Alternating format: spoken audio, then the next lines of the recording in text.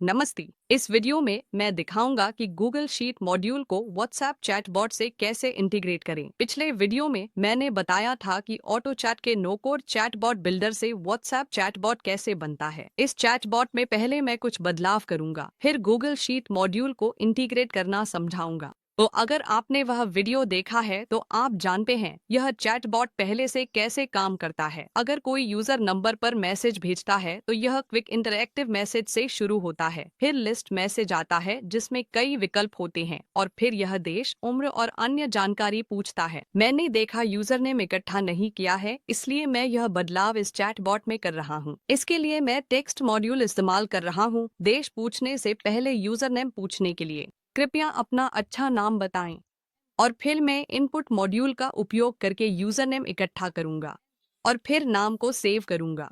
और अब इस चैटबॉट में मैं वही डेटा यूजर को भेज रहा हूं जो मैंने यूजर से इकट्ठा किया है। तो इस चैटबॉट में मैं योजना बना रहा हूं कि जो भी डेटा इकट्ठा किया है उसे गूगल शीट में सेव करूं। मैं इस मॉड्यूल को कैनवास पर ड्रैग ड्रॉप कर रहा हूं, ग्रुप 7 को ग्रुप 8 से कनेक्ट कर रहा हूं और यूजर से इकट्ठा किए गए सभी डेटा को गूगल शीट में सेव करने के लिए मैंने पहले से ही एक शीट बना रखी है जिसमें कुछ कॉलम है जैसे नाम, फोन, देश, उम्र, मूविंग प्लान, निवेश का प्रकार और बजट। ये डेटा है जो हम यूजर से इकट्ठा करते हैं। यहाँ गूगल शीट मॉड्यूल कॉन्फ़िगर करने के लिए उसमें क्लिक करें, फिर अकाउंट कनेक्ट करने का विकल्प आएगा। यह गूगल अकाउंट कनेक्ट करने की एक बार की प्रक्रिया है। यहाँ कनेक्ट न्यू बटन पर क्लिक करें, फिर एक पॉपअप आएगा। उसके बाद कंटिन्यू विद गूगल पर क्लिक करें। अगली स्क्रीन पर बस ईमेल आईडी चुनें और कंटिन्यू पर क्लिक करें। आपको सभी विकल्प सेलेक्ट करने होंगे ताकि चैटबॉट को डेटा सेव, एडिट, डिलीट करने की अनुमति मिले। फिर कंटिन्यू पर क्लिक करें। इसके बाद यह आपको फिर से चैटबॉट पर रीडायरेक्ट करेगा। फिर आप अकाउंट चुनने का विकल्प देख सकते हैं और फिर आपको शीट कनेक्ट करने का विकल्प दिखाई देगा और उसके बाद एक फाइल पिकर खुलेगा। वहां आप गूगल अकाउंट की सभी शीट्स देख सकते हैं। वह फाइल देख सकता हूं जो मैंने लीड्स नाम से बनाई थी। अब मैं उसे सेलेक्ट कर रहा हूं और फिर आप शीट चुन सकते हैं जो कि शीट 1 है। शीट में आप देख सकते हैं शीट 1 है। फिर आप ऑपरेशन चुन सकते हैं जो इस केस में रो के अंदर होगा। अगर आप गूगल शीट में रिकॉर्ड बनाना चाहते हैं तो वह रो के अंदर ही होगा और फिर ऐड वैल्यू बटन पर क्लिक करें। उसके बाद आपको कॉलम चुनने का विकल्प मिलेगा जो कि नाम, फोन, देश, उम्र होंगे। ये वही कॉलम्स है जो गूगल शीट में उपलब्ध हैं। और फिर अगर आप उपयोगकर्ता से एकत्र किया गया नाम सेव करना चाहते हैं तो बस नेम चुनें और यहाँ वैल्यू में वही नाम वेरिएबल डालें जो कि नेम होगा, ठीक है, जो यहाँ से एकत्र किया गया है। अगला विकल्प फोन है, लेकिन हम इस फॉर्म में उपयोगकर्ता का फोन नंबर एकत्र नहीं कर रहे, तो आप स्टैटिक वेरिएबल सक्षम कर सकते हैं। अगर आप स्टैटिक वेरिएबल विकल्प सक्षम करते हैं तो फोन नंबर एकत्र करने की जरूरत नहीं है। तो यहाँ हमें व्हाट्सएप से उपयोगकर्ता का असली फोन नंबर और डिस्प्ले नाम मिल रहा है, तो हम वही फोन नंबर इस्तेमाल करेंगे। तो फोन नंबर सेव करने के लिए यह stat_phone फोन होगा जो कि व्हाट्सएप से बिना उपयोगकर्ता से पूछे ही मिल जाएगा। और अगला विकल्प है कंट्री, जिसे हम एक कंट्री वेरिएबल के रूप में सेव कर रहे हैं। और अगला इसी तरह से एज होगा, फिर एज और फिर नेचर ऑफ इन्वेस्टमेंट। यह नेचर ऑफ इन्वेस्टमेंट होगा और आखिर में बजट होगा और फिर मैं बजट चुन रहा हूँ। तो यह हो गया और फिर मैं बस एक और संदेश भेज रहा हूँ, धन्यवाद।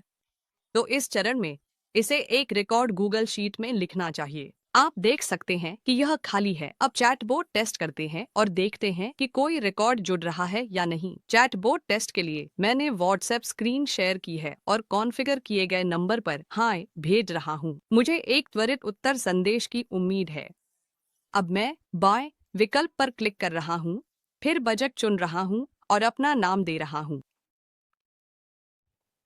और फिर यह इंडिया है और मैं अपनी उम्र बता रहा हूँ।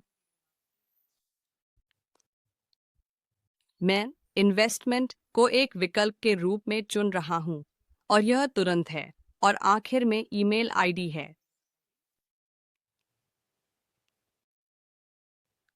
और अब आप देख सकते हैं कि यह अपने आप गूगल शीट में दी गई जानकारी के साथ एक पंक्ति जोड़ रहा है। पहली प्रक्रिया सफल रही, हमने चैटबॉट से डेटा गूगल शीट में जोड़ दिया है। अब अगला कदम है कि हमें गूगल शीट से डेटा निकालना है और उसे चैटबॉट में इस्तेमाल करना है। तो यहाँ हम असल में गूगल शीट को एक डेटाबेस की तरह इस्तेमाल कर रहे हैं, जिसमें डेटा लिखना, निकालना और अपडेट करना शामिल है। तो यहाँ आप सोच सकते हैं कि आपको बैकएंड में माइक्रो सर्विस बनाने की जरूरत नहीं है, जिसमें एपीआई वगैरह की जरूरत पड़े। आप इन जरूरतों को सिर्फ एक साधारण गूगल शीट से पूरा कर सकते हैं। तो अब अगले कदम के रूप में मैं गूगल शीट से डेटा निकालने जा रहा हूं और जांचूंगा कि क्या यह ग्राहक पहले से ही डेटाबेस में मौजूद है। तो ग्रुप 1 से पहले यहाँ मैं फ्लो को स्टार्ट मॉड्यूल से ग्रुप 1 तक अलग कर रहा हूँ और एक नया गूगल शीट मॉड्यूल जोड़ रहा हूँ, ताकि यह पता चल सके कि यूजर पहले से डेटाबेस में है या नहीं। अगर यूजर पहले से रिकॉर्ड्स में है तो हम उसे अलग संदेश भेज सकते हैं, बजाय सारी जानकारी फिर से इकट्ठा करने के। इसके लिए गूगल शीट को फिर से कॉन्फ़िगर करना होगा।